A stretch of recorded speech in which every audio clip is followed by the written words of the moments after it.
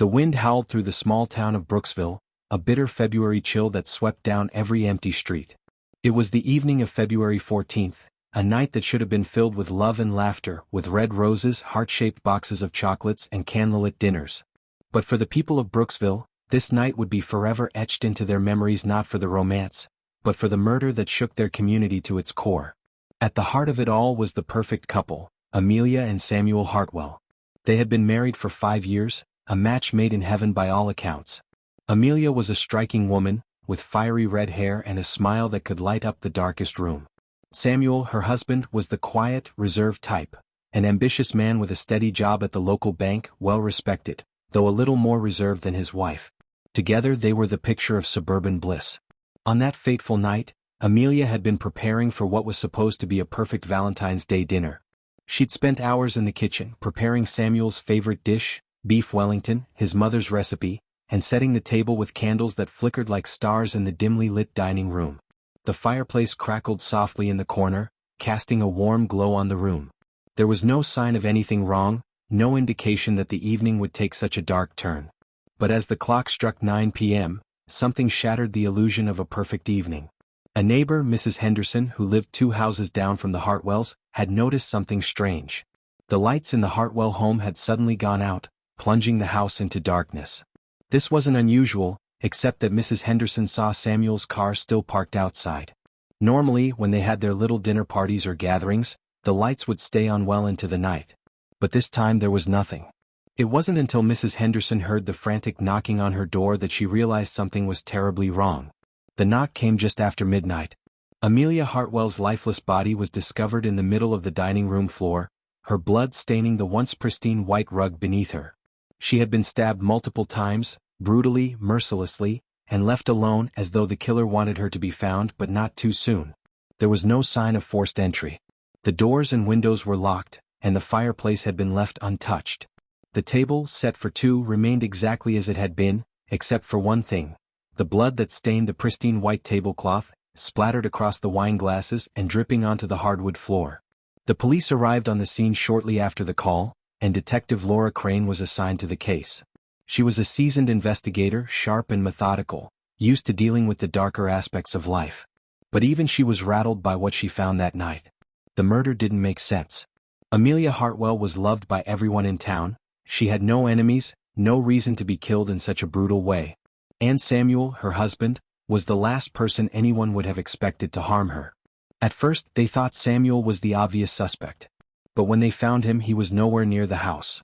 His car was still parked outside, but Samuel was missing. As the hours ticked by, the investigation became more and more confusing. Samuel was nowhere to be found. The police scoured the entire town, knocking on doors, checking every dark corner, looking for any clue that could lead them to him. But it was as if he had simply vanished into thin air.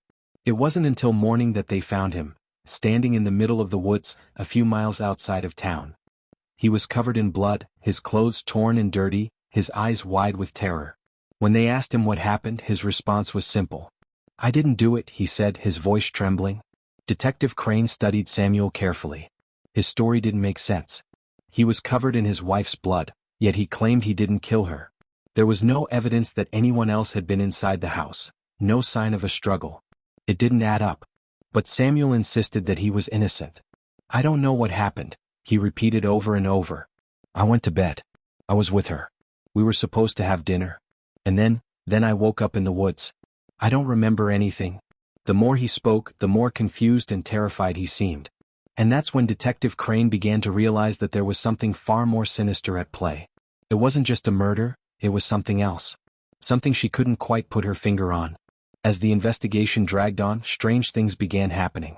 Detective Crane received anonymous phone calls, low, distorted voices warning her not to get too close to the case.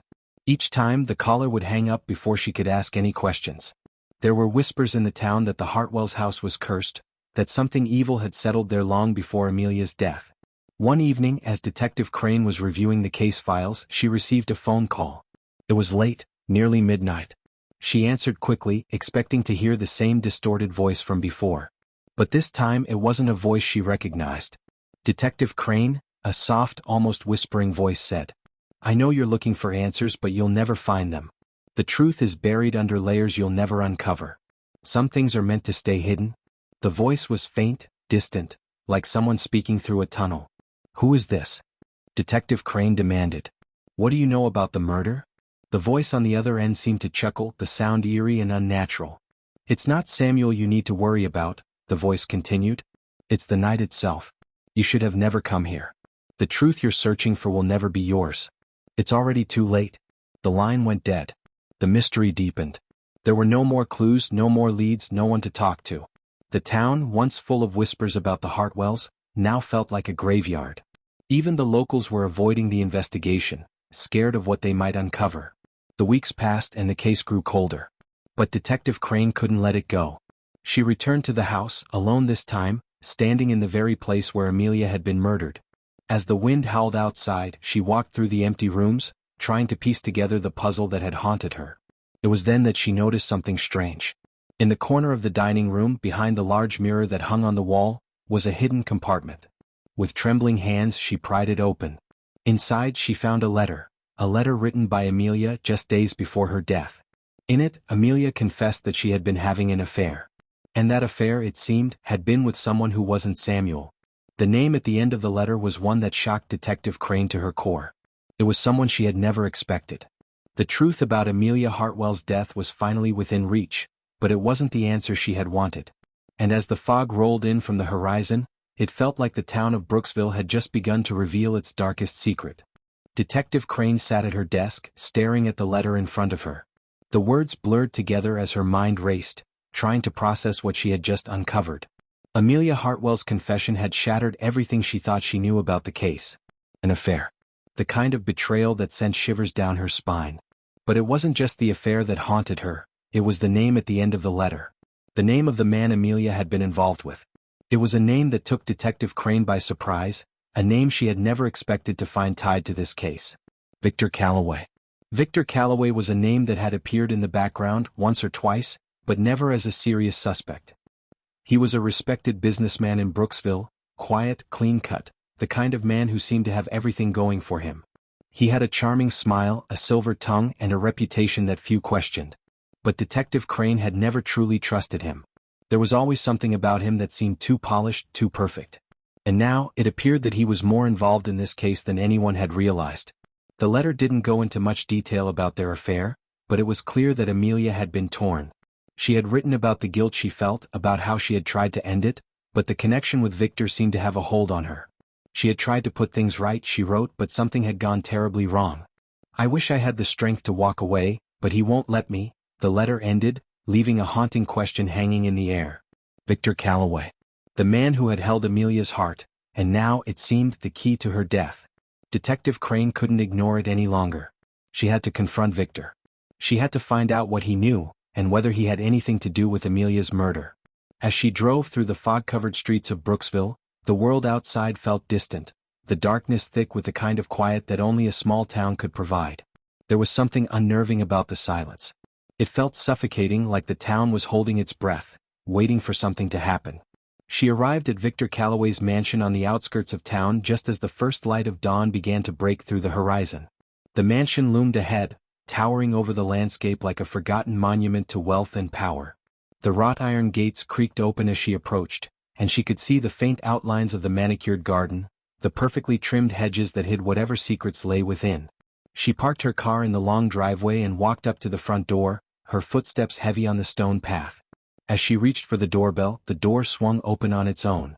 Victor stood there, dressed in a tailored suit, his face calm and composed as though he were expecting her. "Detective Crane," he said smoothly, stepping aside to allow her inside. "I've been expecting you." She didn't respond, just stepped past him and into the dimly lit foyer. The house was large, grand in a way that felt oppressive. The walls were lined with dark wood paneling, and the air was thick with the smell of expensive cologne and old leather. It was the kind of house that whispered of secrets, of lives lived behind closed doors, and of the price of power.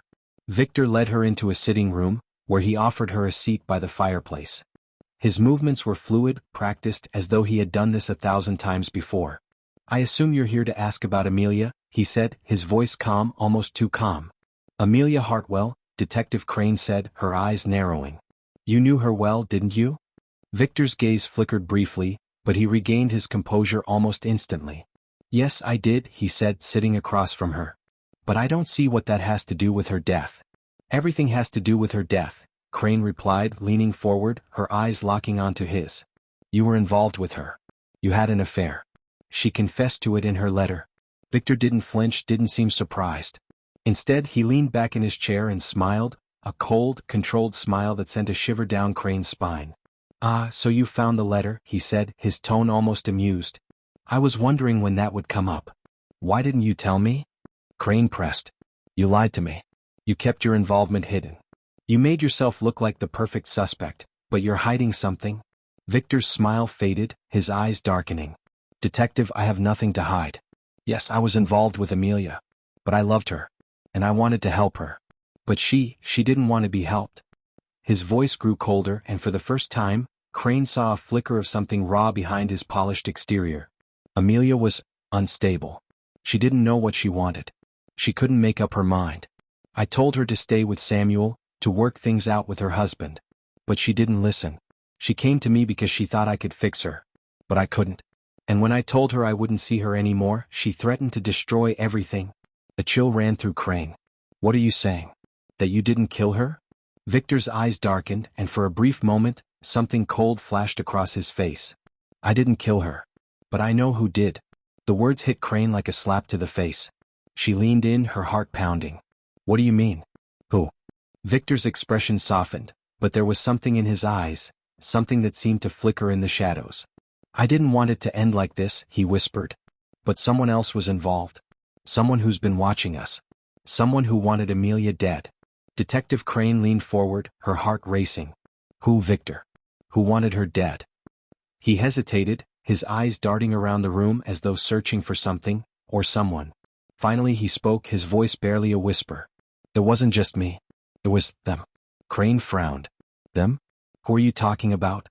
But before Victor could respond, a loud crash echoed from somewhere deep within the mansion. Both of them jumped to their feet, and Crane reached for her gun, instinctively pulling it from its holster.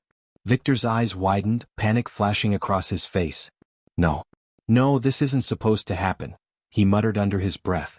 Suddenly, the sound of footsteps approached from the hallway, quick, purposeful steps.